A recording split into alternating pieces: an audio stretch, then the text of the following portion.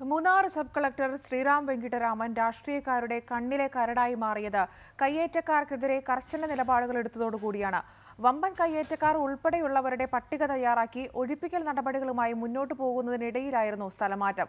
Sub കളക്ടറെ മാറ്റണമെന്നാവശ്യപ്പെട്ട് CPIM ജില്ലാ നേതൃത്വം രംഗത്ത് വന്നിരുന്നു. 4 വർഷം മുമ്പാണ് Devikulam sub കളക്ടറായി Sriram Venkitaraman നിയമിതനാവുന്നത്.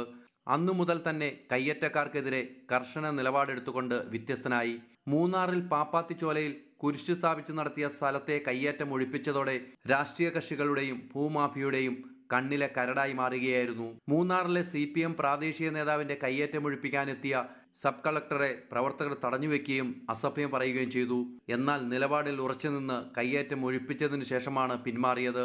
Devikulam MLA S Rajendran, മന്ത്രി M M മണിയുടെ സഹോദരൻ ലംബോദരൻ എന്നിവർ നടത്തിയ കയ്യേറ്റങ്ങൾക്കെതിരെ കർശന നടപടികൾ എടുത്തതോടെ സബ് കളക്ടറെ മാറ്റണമെന്ന ആവശ്യം CPM ജില്ലാ നേതൃത്വം പരസ്യമായി ഉന്നയിച്ചു.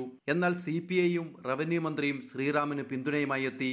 സംഭവം വിവാദമായതോടെ മൂന്നാർ കയ്യേറ്റം ഒഴിപ്പിക്കലുമായി ബന്ധപ്പെട്ട് സർക്കാരിന് സർവകക്ഷി യോഗം വിളിക്കേണ്ടതായി വന്നു. കയ്യേറ്റങ്ങൾക്കെതിരെ റവന്യൂ വകുപ്പിന്റെ കർശന നിലപാടുകൾ പ്രാദേശിക രാഷ്ട്രീയ പാർട്ടികളുടെ എതിർപ്പിനിടയാക്കി. ഇതിലേറ്റവും അവസാനത്തേതാണ് മൂന്നാറിലെ ലൗഡേൽ റിസോർട്ട് ഏറ്റെടുക്കാനുള്ള തീരുമാനം. ഇതോടെ പ്രാദേശിക നേതാക്കൾ മുഖ്യമന്ത്രിയെ കാണുകയും സബ് കളക്ടറെ മാറ്റണമെന്നുൾപ്പെടെയുള്ള ആവശ്യങ്ങൾ ഉന്നയിക്കുകയും ചെയ്തു. തുടർന്ന് മുഖ്യമന്ത്രി വീണ്ടും സർവകക്ഷി യോഗം വിളിച്ചിരുന്നു. റവന്യൂ മന്ത്രി ഈ യോഗത്തിൽ നിന്നും വിട്ടുനിന്നത് വിവാദമായി. ഇതിന് തൊട്ടു പിന്നാലെയാണ് ശ്രീറാം വെങ്കിട്ടരാമനെ മാറ്റിക്കൊണ്ട് ഉത്തരവ് പുറത്തു വന്നിരിക്കുന്നത്. VS Haider Ali, reporter, Idukki.